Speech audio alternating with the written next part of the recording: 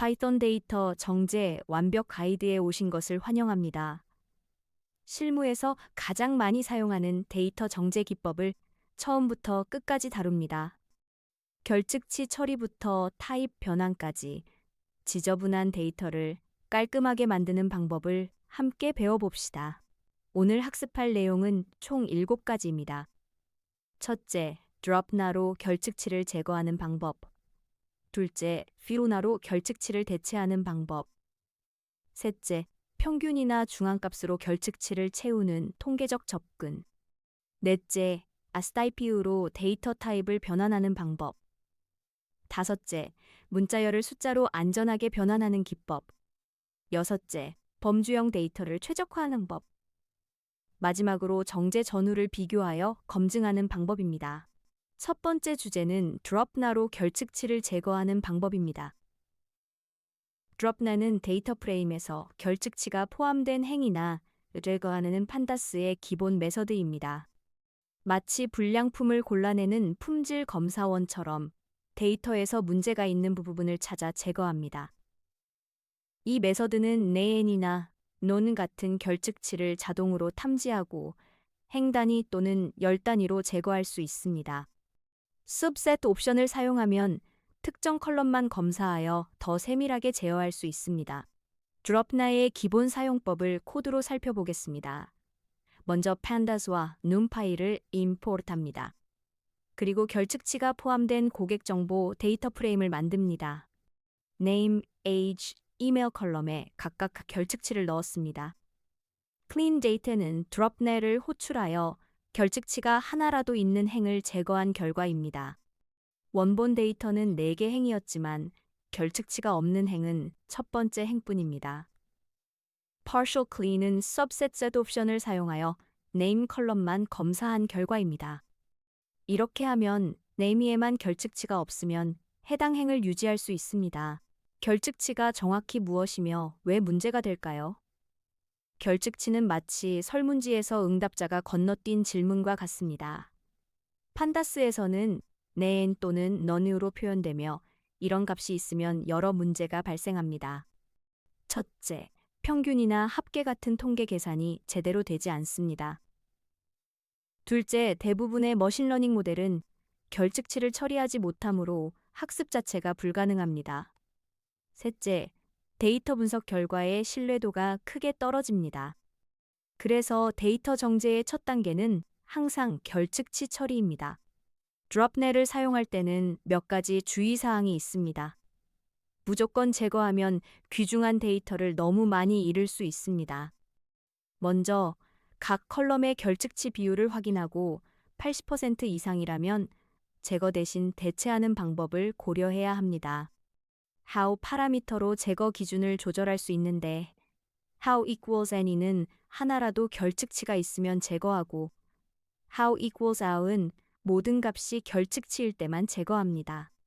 thresh equals n 옵션을 사용하면 최소 n개의 유효한 값이 있는 행만 유지할 수 있습니다.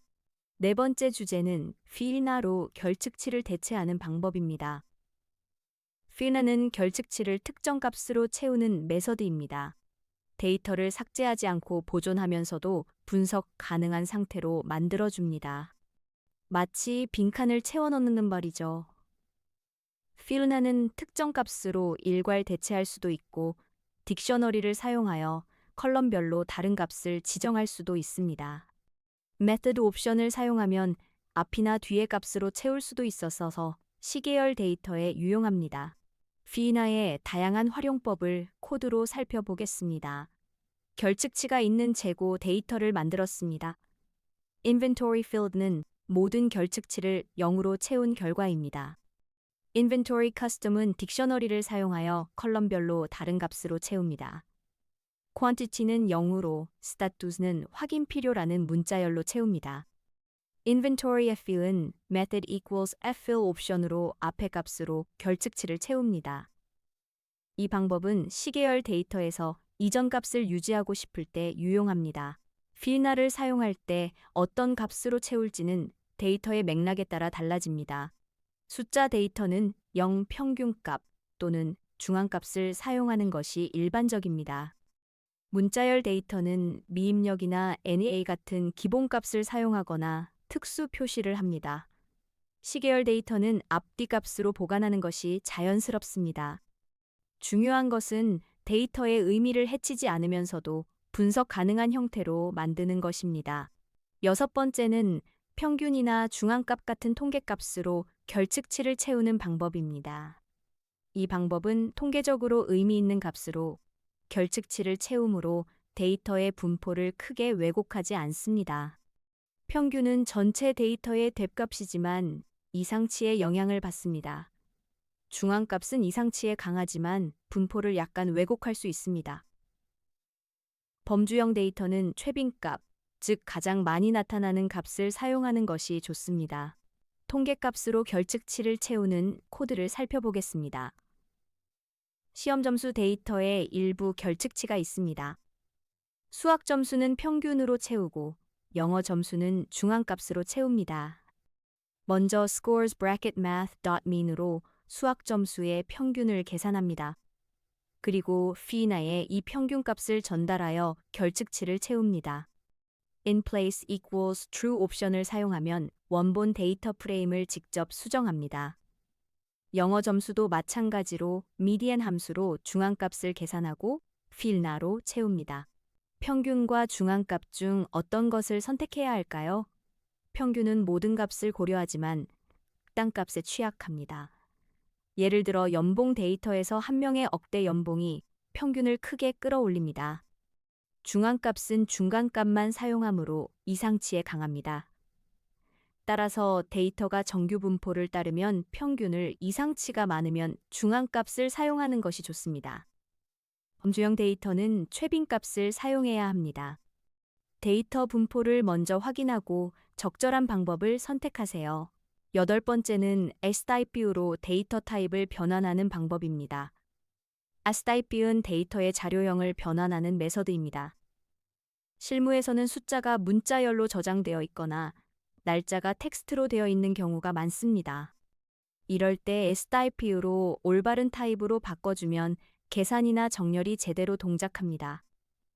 문자열을 숫자로, 정수를 실수로 또는 날짜 문자열을 dateTime으로 변환할 수 있습니다. S타입뷰로 타입을 변환하는 코드를 살펴보겠습니다. 타입이 섞인 데이터 프레임을 만들었습니다. Product id와 Price가 문자열로 저장되어 있습니다. Data bracket product i.stype int로 product id를 정수로 변환합니다. 마찬가지로 price도 정수로 변환합니다. dta piece를 출력하면 타입이 올바르게 변환된 것을 확인할 수 있습니다. 이제 숫자 계산이나 정렬이 제대로 동작합니다. 타입 변환 시에는 주의사항이 있습니다. 문자열에 숫자가 아닌 값이 섞여 있으면 변환이 실패하고 에러가 발생합니다. errors 파라미터로 이 동작을 제어할 수 있습니다. errors equals raise는 오류 발생 시 즉시 중단합니다. errors equals coerce는 변환 불가능한 값을 ne인으로 처리하여 계속 진행합니다. errors equals ignore는 변환에 실패하면 원본 값을 그대로 유지합니다. 실무에서는 coerce 옵션을 사용하여 안전하게 변환하는 것이 좋습니다. 열 번째는 toNumeric 함수로 문자열을 숫자로 안전하게 변환하는 방법입니다. toNumeric은 문자열을 숫자로 변환하되 변환 불가능한 값을 처리하는 옵션을 제공합니다. 실무에서 가장 안전하게 숫자 변환을 수행하는 방법입니다. pd.toNumeric을 사용하고 errors equals coerce 옵션으로 실패값을 ne인으로 처리합니다. downcast 옵션을 사용하면 메모리를 최적화할 수도 있습니다. toNumeric으로 안전하게 변환하는 코드를 살펴보겠습니다. 숫자와 문자가 섞인 데이터를 만들었습니다. value 컬럼에 숫자 문자열과 NEA, 오류 같은 변환 불가능한 값이 섞여 있습니다. pd.toNumeric에 data bracket value를 전달하고 errors equals coerce 옵션을 추가합니다. 결과를 보면 100-20 300은 정수로 변환되고 NEA와 오류는 ne인으로 처리됩니다. 이렇게 하면 변환 실패로 인한 에러 없이 안전하게 숫자 데이터를 얻을 수 있습니다. 11번째는 범주형 데이터를 처리하는 방법입니다. 범주형 데이터는 제한된 값만 가지는 데이터입니다.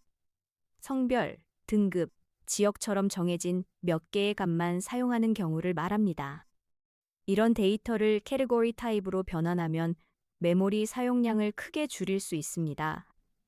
특히 같은 값이 수천 번 반복되는 경우 효과가 큽니다.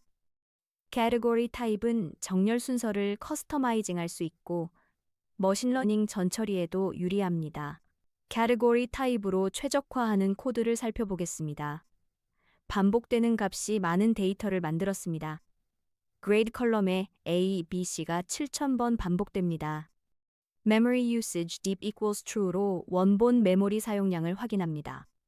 그리고 S-type category로 타입을 변환합니다. 변환 후 메모리를 다시 확인하면 80% 이상 감소한 것을 볼 수 있습니다. cat.reorder categories로 정렬 순서를 C, B, A로 지정할 수도 있습니다. 이렇게 하면 메모리도 절약하고 정렬도 자유롭게 제어할 수 있습니다. 마지막으로 데이터 정제 전후를 비교하는 방법입니다. 데이터 정제 작업을 수행한 후에는 반드시 전후 비교를 통해 의도대로 변환되었는지 확인해야 합니다. info 메서드로 데이터 타입과 결측치를 확인하고 describe 메서드로 통계 요약을 확인합니다. isNull.sum으로 각 컬럼의 결측치 개수를 확인할 수 있습니다.